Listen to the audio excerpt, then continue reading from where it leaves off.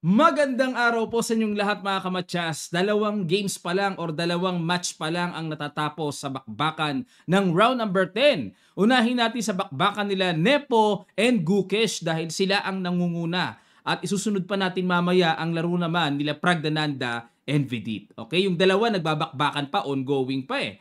Ang ginawa dito ni Nepo, nag-E4, E5 si Gukesh, Knight F3, Knight C6, Roy Lopez. At nag-A6, ayan, classical. Knight G-E7, ayan ang bibihirang gawin. Kung tawagin ay Cosio variation ng Roy Lopez. Usually, ang nakikita natin mga kamatsas yung normal na Knight F6, di ba? Pero ito, Knight G-E7.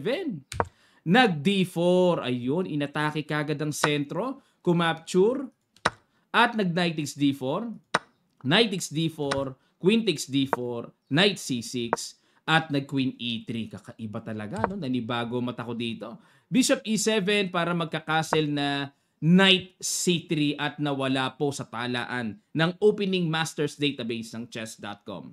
Dahil ang mga nagdaang laban dito ay sinisimplihan lang ng castling. Pero tingnan natin, itong Knight C3 ni Nepo, castle, nag-Knight D5. Grabe, no? Ano kaya to? Sariling diskarte na to over the board? Or linyado pa rin na preparation at home? Nag-B5, Bishop B3, Knight A5, hinabol kagad ni Gukesh ang Bishop para mawala na yan. Nag-Queen G3, naghahanap si Nepo ng mga pressure, mga bitaw na Bishop H6, ma-pressure yung G7. Nag-Bishop D6, binubulabog kagad ni Gukesh eh. Bishop F4, sinalubong, kinapture, Queen takes F4, at nag-D6. Itong bishop po, anytime pwede namang capturein, kaya pwedeng ibitin. Yan ang mga diskarte dyan. Nag-castle at nag-bishop E6, rook FD1, at nag-rook E8, H3, H6, rook D3. Ayan, para may posibilidad na itong tore ilalagay sa G3 at makapressure ulit sa pawn, G7 and H6. Nag-C5, diretso kagad ng C4. Oh. Nag-rook G3, ayun, pineresure na nga, threatening. Queen takes H6, pero hindi po nagustuhan ng computer engine ang tira na yan. Dapat daw ay C3. Ayan. C3. Pag nag-C4, saka pa lang mag-rook G3. Pakita ko lang sa inyo na dito magbi-bishop takes knight. Halimbawa, kung capturein ang bishop, may queen takes H6. Kapag nag-G6, may knight F4. Ayan, losing ang black dito. Kasi with a strong threat of knight takes G6 ang paparating mga kamatyas. Okay? Delikado ang blocking dyan. Ngayon, ang binigay sa continuation ng analysis, capturing na lang ang knight, tapos magbi-bishop C2. Grabe ang mga kargahan dito. Bishop C6, capture, G6, and rook takes G6. Ganito na lang ang mangyayari. Na magkiking, pag dito kasi pumunta, magku-queen H7, and king F6, queen H6 check. Okay, may perpetual. Pag pumunta kasi dito, may queen F5, okay? Yan po yung mga kalikalikot lalim ng mangyayari. Okay, pero hindi C3 ginawa, nagmadali si Nepo, nag-rook G3, balik tayo. Nag-king H8, umilag naman na pressure si Gukesh kasi kakapturean siya, no?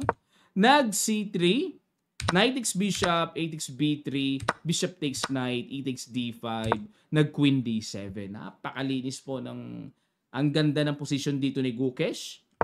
Nag-b4 para mawala ang pagka-double pawn, ma-exchange, kinapture nga, queen takes, at nag-rook e5, inatake ang pawn d5, nag-queen d4, dinipensahan, at nag-queen a7, ayan, habulin para ma-exchange, nag-rook d3, rook e2 para ma-atake ang pawn sa b2, nag-queen takes a7 na, and nag-b4, rook c2 dahil nagkaroon ng weak sa c3, rook e1, ayan, hanap-hanap, silip-silip, check, tapos rook d8, makuha ang pawn, nag-king h7 lang, rook e8, rook c7. Determinado si Gukesh na pabagsakin talaga ang weak pawn na yan. At nag-rook a8. Sumabay si Nepo, takes. Okay, at nagkakain-kainan na nga at ito po ang nangyari. Check. Ayun. Kailangan ding abangan yan, syempre, capture. At dito po kitang-kita na hindi natinag si Gukesh sa pagka-leading. So, tied pa rin naman silang dalawa ni Nepo, mga kamadyas. Kala ko magkakatalo, no? Napakaganda sana kung magkapisakan sila kasi pareho silang nasa top pero parehong malakas po sa long game mga kamatsas.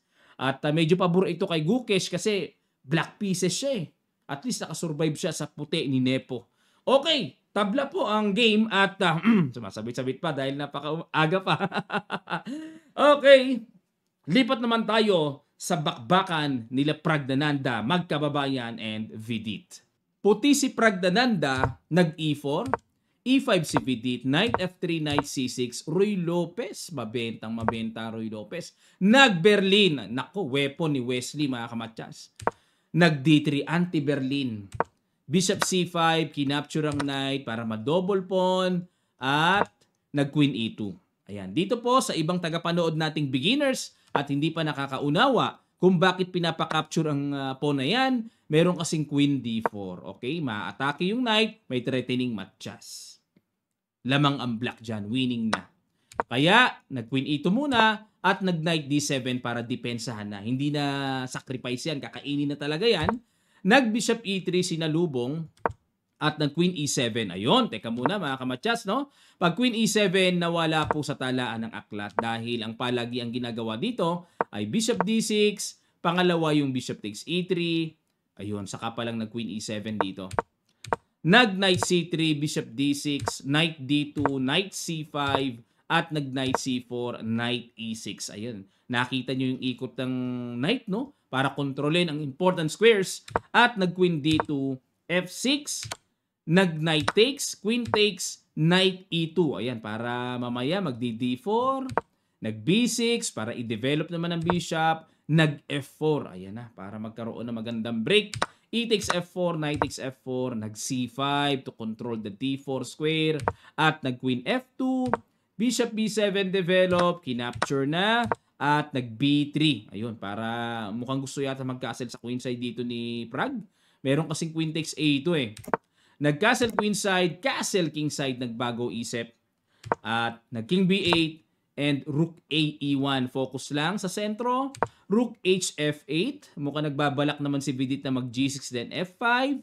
Nag-Queen F5. Hinamon na ng Queen to Queen. Umiwas si Vidit. At nag-Queen H3. Atake sa H7, H6. Nag-Rook F2. Ayan, islugan lang. Waiting. Tinanggap na po yung exchange. Pero kahit na mayroong worst pawn structure dyan, opposite colored bishop pa rin. Ako po. Grabe ang pagka-equal niyan mga kamatsas. Tingnan nyo naman, no? Bishop D2. Ayan, nagpasayaw-sayaw po. Naghahanap ng mabubutas. Pero walang butas na magawa. King G3. Ano kaya itong Rook A1 ni Pragno? Ang lalim naman yan. Ang lalim naman ng Rook na yan. Ayan, nag-abang-abangan lang po. And nauwi po sa tabla. So itong katatapos lang na 2 games, puro tabla ang mga nasa top mga kamatsas. Nag-aabang-abang sila ng mangyayari pero tingnan natin sa round number 11. So 14 rounds po sila, no? Double round robin, 8 players sila, so bali 14 rounds. After this, round number 10, meron pa silang 4 rounds. Doon magkakaalaman. Okay, wag pa kumpiyansa ang isa't isa dahil syempre pareho pa silang susundot eh. Hindi pa nakakasiguro mga kamatsas kung sino ang magka-champion dito. Dikit-dikit pa ang score. Okay, salamat po. Yan po ang ating update so far sa 2 games na natapos at mag-aabang pa tayo sa dalawang nagbabakbakang matches at papasadahan po nating i-analyze yan maya-maya. Okay, ganun din naman sa women's division. Update ko kayo. Maraming salamat. Sana po ay natuto kayo at sa mga gusto pong mag-avail ng ating Kamatsas merchandise, available na po ang ating Shopee link. Punta lang kayo sa ating Shopee link, Kamatsas Sporting Goods Shop. Order na po kayo ng ating mga chess products. At sa mga nagtatanong po ng ating list of participants para sa coming 12 edition ng Kamatsas, this coming April 20 sa SM South Mall, Las Piñas, i-release po namin today. Okay? First come, first serve basis po ang ating usapan dyan or ang ating basis pagdating sa registration of names. Maraming salamat. Magkita-kita pa tayo sa mga susunod pang chess updates.